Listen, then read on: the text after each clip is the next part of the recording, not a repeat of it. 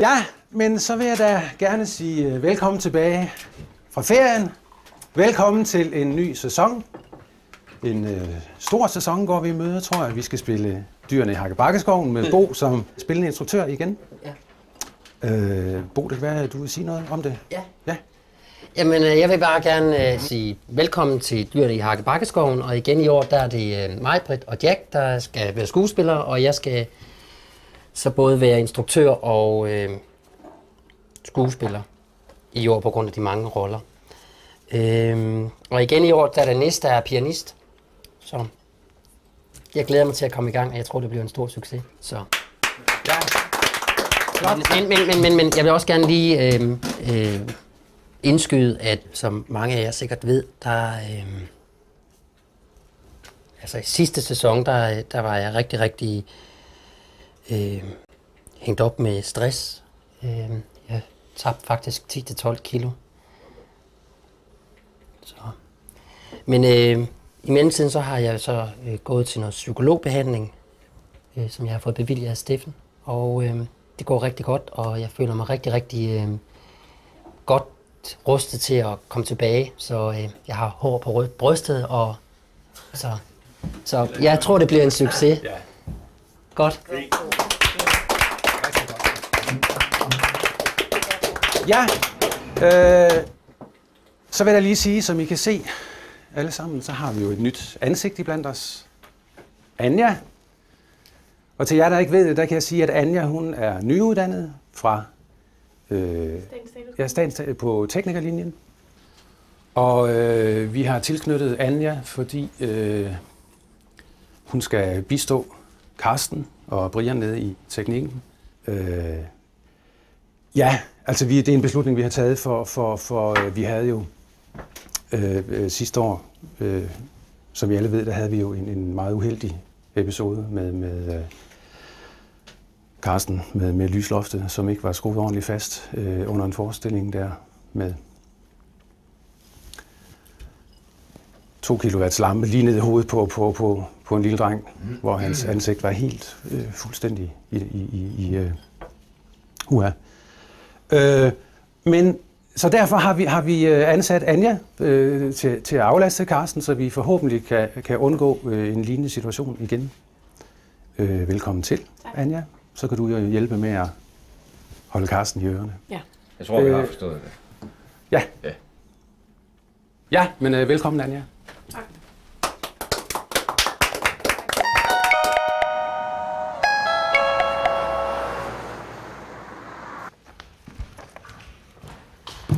Hvad så? Er I friske? Ja. Godt. Altså, jeg kan lige så godt være ærlig og sige, at jeg har ikke rigtig fået set på, hvem der skal spille hvad. Der er over 20 roller og sådan noget, så det eneste, jeg ved, det er, at Jack, han skal spille bamsefar. Så. Meget velvære. Men før vi starter, så er der noget, jeg gerne lige vil snakke med jer om. Fordi det er sådan, at jeg er blevet ringet op af 2 piger over fra Lyngholmskolen. De har sådan en emneuge, hvor de er i gang med at lave sådan et skoleblad. Og så har de ringet for at spørge, om de må interviewe mig. Og så en anden skuespiller. Problemet er jo bare, at vi er 3 skuespillere, og de skal kun bruge 2. Så jeg skal høre, om der var nogen af jer, der havde lyst til at være med til det. Det vil jeg gerne. Det vil jeg da også godt. Det er da helt klart. Selvfølgelig. Ja. Okay. Det ved jeg ikke rigtig, hvordan vi løser det her. Jamen altså, det ved jeg heller ikke. Altså, har du prøvet at give interview før? Nej, jeg har ikke prøvet at give interview. Du har prøvet det før? Ja. Okay. Altså flere gange før. Men er det ikke lige meget, hvem der har erfaring? Altså, er det ikke bare... Det ved jeg ikke. Altså, jeg synes måske, den har erfaring kan lære videre til den næste, ikke? Som så kan lære videre til den næste, ikke? Så svært er det jo heller ikke at lave et interview. Nå, okay. Har du prøvet det før? Nej. Nå, okay. Men jeg kan ikke Fint. tro, det er så svært. Altså, vi må bare finde ud af, om det er, der skal gøre det. Om... Bovælgning. Ja.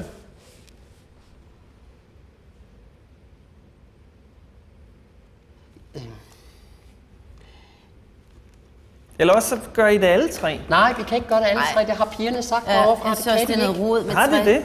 Altså, Jamen, de har jo snakket med mig i telefonen. De sagde, at de kun ville have en instruktør og så en skuespiller. Ja. Og nu står vi her og har 2 skuespillere, som gerne vil.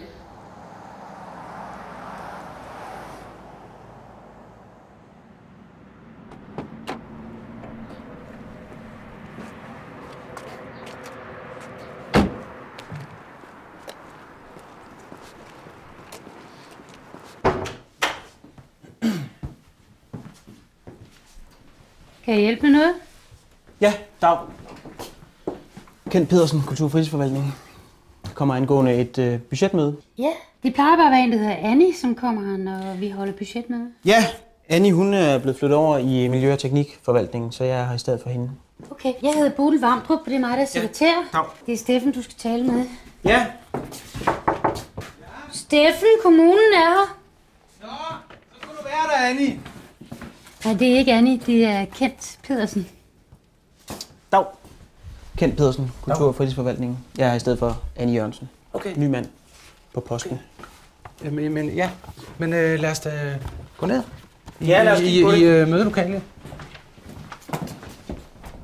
Hvis du tager plads der. Ja.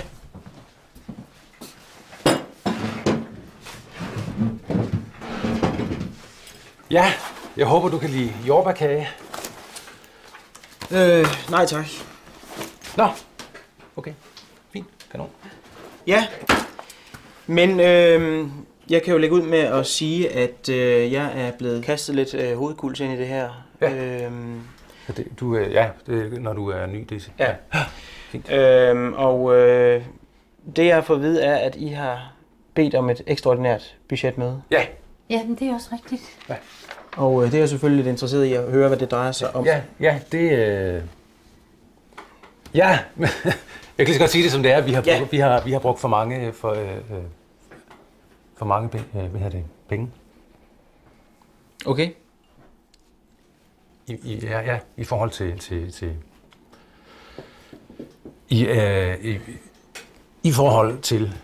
til hvad vi havde estimeret, eller hvad nogen. I har brugt for mange penge, siger du? Ja. Eller jo. Hvad taler vi helt præcist? Ja, det er så det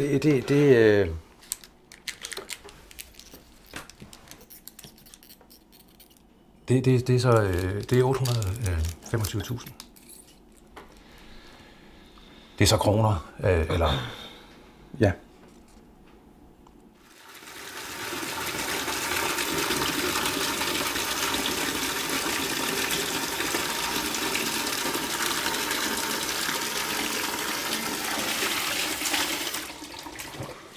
Sådan der, ja. Så, og så lige lidt skråt, bare lidt skråt der, ikke? Op, sådan der, og så lukker vi. Så.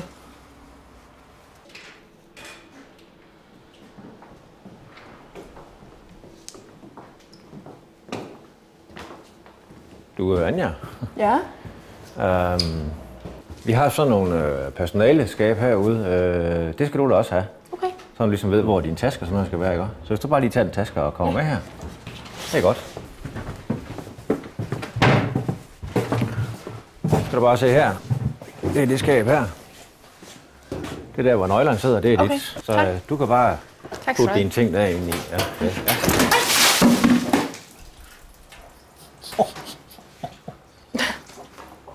Okay. Ja. Det er vel, hvad der hører til. Har du et par tørrebukser, jeg kan låne? Ja. Dem låner du bare. Tak. Men det var ellers meget sjovt. Ja, hej. Du taler med Bo Sørensen fra Teatret ved Ringvejen. Jeg skal tale med Denise eller Camilla fra 6. A. Ja, tak. Hej Denise. Det er Bo nede fra Teatret ved Ringvejen. Vi har jo en aftale her i dag klokken 3. Ja, jeg skal høre, om vi må komme 3 skuespillere i stedet for 2 skuespillere. Og hvis gryden ikke vælter, blande smøret, mens det smelter med kildekul. Hvad så? Det gik ikke. De vil kun have 2 skuespillere med. Okay. Okay. De har kun 2 mikrofoner, det er derfor, de kun vil have 2.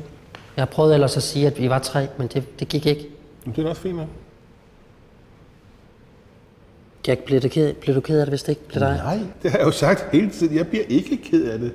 Er du helt sikker på, Jamen, hvis du vælger mig, så er det helt okay. Det er op til dig selv. Så vælger jeg mig, Britt, men det er kun fordi, at hun har erfaringen. Det er fair nok. Fint nok. Ja. Men Jack, så kan du få lov til det næste gang. Ja. Fordi så har jeg erfaringen. Ja, det synes jeg faktisk er skide godt. Ja. Ikke, Jack? Jo, Så får du bare lov næste Så er gang. det også mere trygt for dig næste gang. Det er det vel. Ja, det er helt fint, siger jeg jo. Men jeg tænkte på, om I så ikke kunne komme i gang med at starte med noget sang. Altså, Det var sgu da en skide god idé. Fantastisk idé. Og næste, kan du ikke finde ud af, hvad det er, I skal synge? Jo, vi finder ud af Det det. finder vi ud af. Det er ikke noget problem. Det hygger vi os med. Det er godt. Hej. Godt. Det cirkus.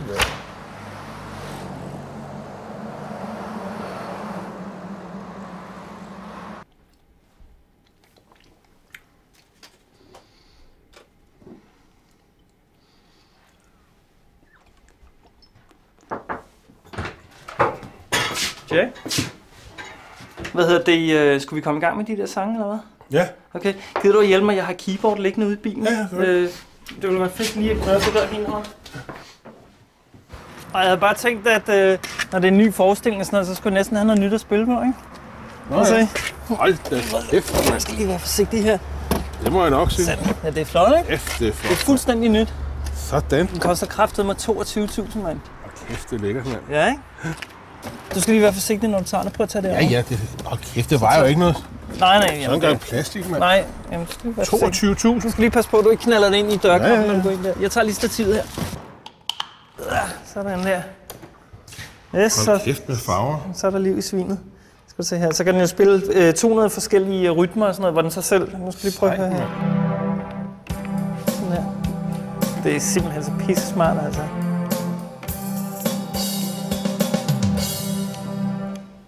Jeg skal bare lige være fuldstændig sikker på, at jeg har forstået det her rigtigt. I har et årsbudget på 2,4 millioner kroner i kommunalt tilskud. Præcis, ja. Ja. De penge har I nu brugt på den halve tid. Ja, eller jo. Ja, sådan kan man godt vente, ja. Ja. Og det I nu beder om, er en ekstra bevilling fra mig på 825.000. 825.000, ja, præcis. Ja. Jamen, så synes jeg, vi skal kigge lidt på, hvad pengene er blevet brugt til. Ja. Ting og sager, 10.000 kroner. Ja, ting og sager, ja, den har vi her. Det kan du jo ikke bare skrive, altså. Ting og sager. Ja. Hvad dækker det over? Det dækker ting og sager, det dækker over, hvad skal man sige, uspecificerede ting og sager. Altså, ja, det ligger jo ligesom, hvad skal man sige, i formuleringen, hvis jeg kan sige det sådan. Det virker fuldstændig, altså, undskyld, det virker fuldstændig vanvittigt på mig. Julefrokost, 24.000 kroner. Ja. Det er... Det kan I jo ikke. I kan jo ikke bruge 24.000 kroner på at holde julefrokost. Nej, ikke med mindre det så er, ja, skal man sige, at nu er det brugt jo. Altså, men hvad har I brugt 24.000 kroner på? Altså, det er både til pynt og mad og drikke, og sidste jul havde vi så lejet en rodeo-tyr, som vi... En rodeo-tyr? Ja. Har I lejet en rodeo-tyr for kommunens penge? Eller, ja, jo, ja, nej, altså, jo. Men det kan I jo ikke, Steffen. Altså, det må man sgu ikke. Altså. Nej. Altså, det har vi så heller ikke... altså, nu er det så... I det her tilfælde har vi så fået det ind over på den måde. Ved du hvad, jeg har set nok. Du kan godt slukke den der. Ja, fint. Ja, kanon. Jeg kan lige så godt tale rent ud af posen, Steffen, og sige, at det her det er noget af det mest useriøse og usammenhængende, jeg længe har set. Jeg ved ikke, hvordan I er vant til at køre det under Annie Jørgensen hernede, men en ting er i hvert fald helt sikkert, det er, at det her, det kan ikke fortsætte på den her måde. Jeg kan ikke acceptere flere ekstra bevillinger. Nej. Okay. Der er lukket for det varme vand. Ja. Udover de... Hvad siger du? Udover de 800... Eller 825.000. Nej, det er ikke ud over de 825.000. Der er ikke nogen de 825.000, vel? Okay. For der bliver ikke nogen ekstra bevillinger, vel? Ja, og jeg er nødt til, at dig, Steffen, som leder for den her institution, at have en udførlig handlingsplan over, hvordan I har tænkt jer at komme videre herfra. Ja. Er det klart? Ja, med økonomien. Ja. I har et alvorligt problem. Ja. I har et alvorligt problem. Men jeg giver dig 14 dage til at komme op med et forslag til, hvordan du har tænkt dig at løse det. Og så må vi se på det derfra. 14 dage.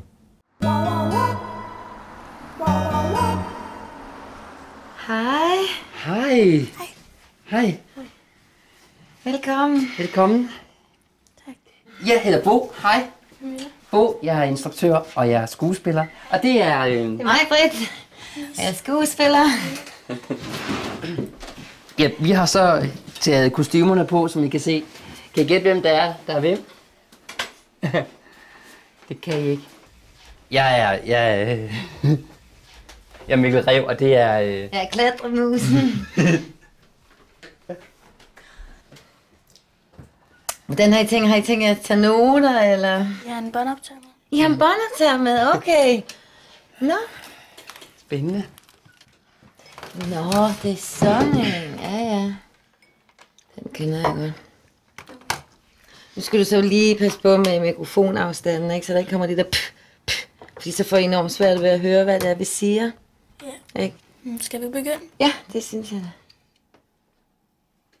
Hvordan er det at være instruktør for et teater?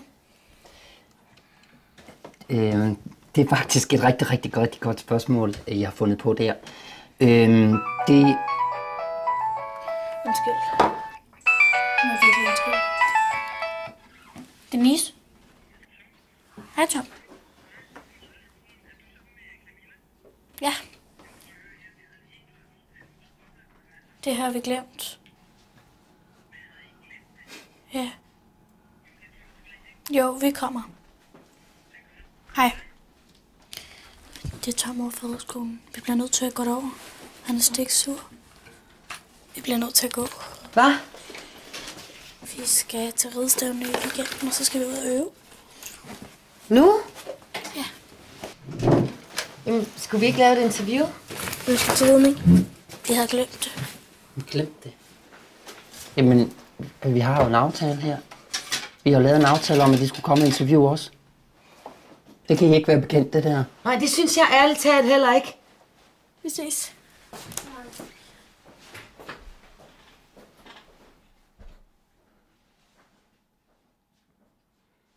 Kæft, hvor er det uprofessionelt, altså.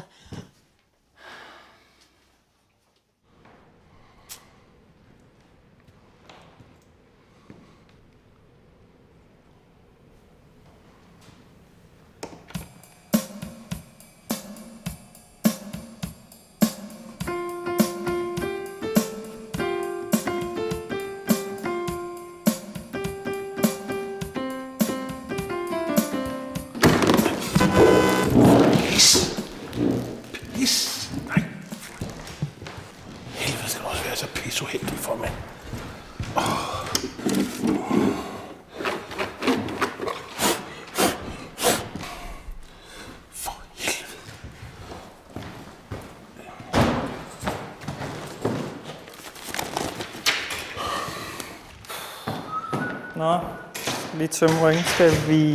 Skal vi kigge på det? Ja.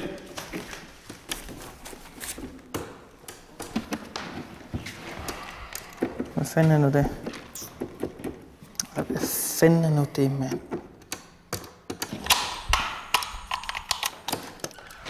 Den er fuldstændig død. Har du pillet ud noget? Nej, det skulle jeg sgu da ikke, altså. Det burde fandme ikke kun ske. Det er jo fuldstændig nyt. Du har slet ikke pillet ud noget? Det er kraftigt. Jeg har bare lige siddet og drukket en bajer der, avisen. Det er eddermame mærkeligt, mand. Det kan selvfølgelig være en sikring. Så skulle vi lige prøve at se, om vi kunne få knappet låget af her. Du skal ikke begynde at rode med det selv. Det kan jeg godt love. Det vil blive noget lort. Ved du hvad, vi får lige fat i en stjerneskruetrækker. Det tager maks en halv time. Det tror jeg sgu godt givet ud, du.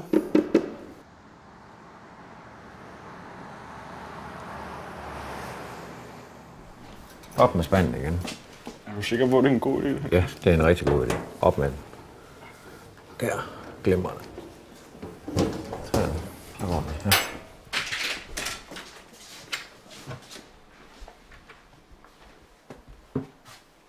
Ja. Ja. Anja, jeg er sgu lidt ked af det der før med det vand der. Det må jeg sige, det var lige i overkanten. Det synes jeg. Ja, det er jo bare den første dag, ikke? Ja, det er jo det. Altså, hvis der er noget, så kan jeg godt gøre det godt igen. Ja, det skal du ikke tænke på, Karsten. Altså, det eneste er, at det var, at min telefon lå i lommen, men... Nå, ja. Men den går i stykker? Jeg ved det ikke. Okay, det er jeg ked af. Det gør ikke noget. Må se, om den overlever. Ja. Okay, men jeg... Ja, du gør bare det, du skal. Yes. Ej, hvad helvede har du gang i? Pisse sjovt! Ja.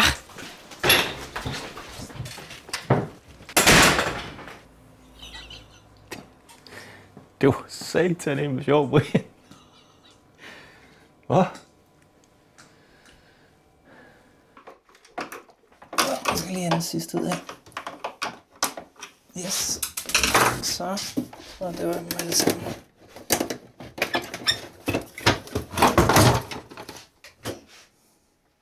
Hvad fanden er det?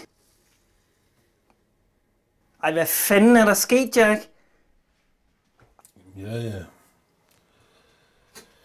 Kom til at vælte min øl ned i det, ikke? Det er kraftedme løgn, mand.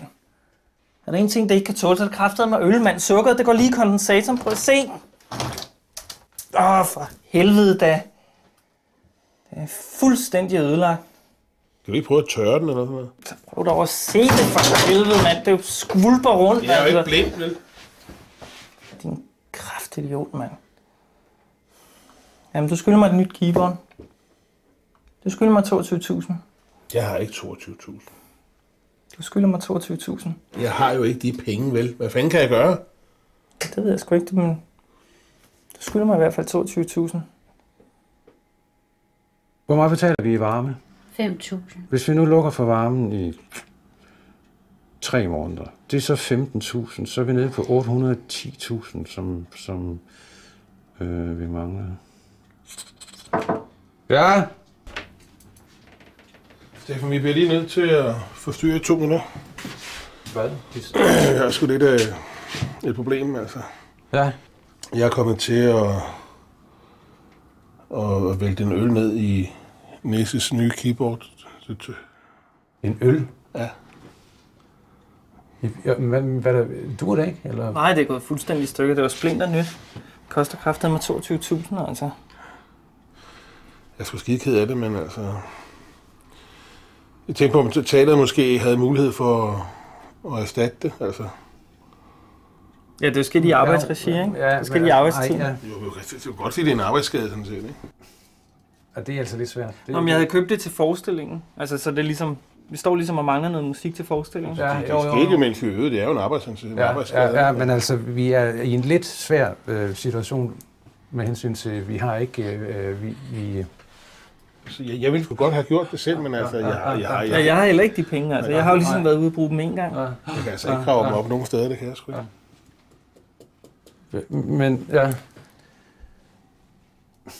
Så dækker teatret. Men så kan jeg heller ikke strække det længere. Nej, men det er jeg fandme meget glad for, Steffen. Ja. Tak skal du have. Ja. Det er sgu noget lort. Ja, kanon. Kan jeg få kontanter, eller kan I skrive en check, eller et eller andet?